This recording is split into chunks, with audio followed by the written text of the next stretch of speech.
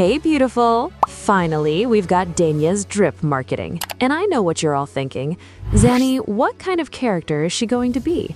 Her kit, her teams, her role, we're gonna talk about all of that. But first, let's start with her release date. Denia is expected to drop in Phase 2 of version 3.3, which should be around May 21. So yeah, she's actually not that far away. Now, before we jump into her kit, let's quickly go over her basics. Denia is expected to be a fusion character who uses a rectifier. As for her role, she's most likely going to be a fusion burst support. And honestly, the most interesting thing about her is that she seems to have dual forms. If you look at her drip, it really feels like she has a base form and an enhanced form, and that probably plays a big part in how she works. Alright, now let's get into the exciting part, her expected kit.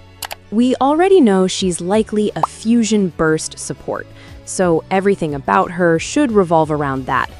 Right now, Aemeath is a fusion burst-based DPS who really depends on how efficiently fusion burst and fusion trail are applied and triggered.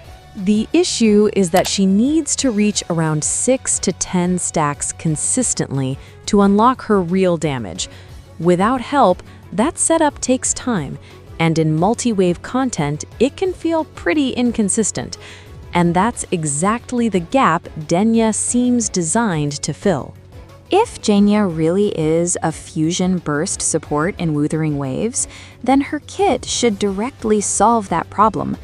From what we know, she seems to have a stacking mechanic that goes up to 10 stacks and then triggers an explosion, but this probably isn't something that just happens automatically.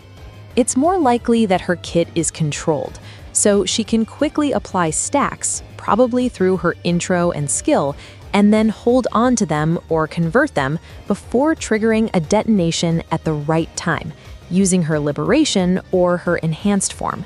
And that control is really important because you want those explosions to happen during your damage window, not randomly.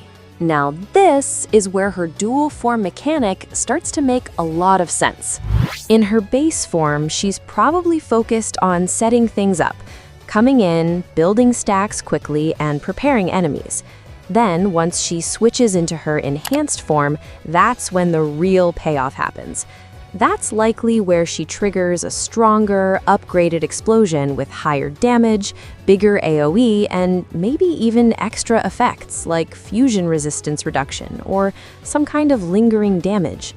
So her role becomes very clear. She's not meant to stay on field and deal sustained damage. She's there to set everything up, convert those stacks into a strong burst of damage, and then swap out.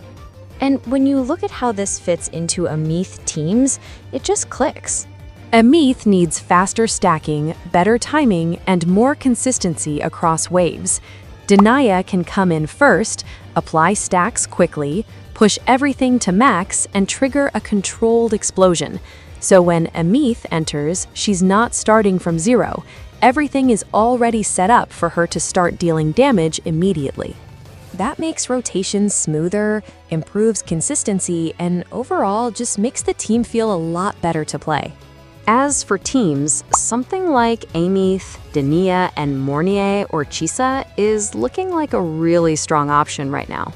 Of course, this is all just theory for now, so don't take anything here as confirmed. And yeah, that's everything for today.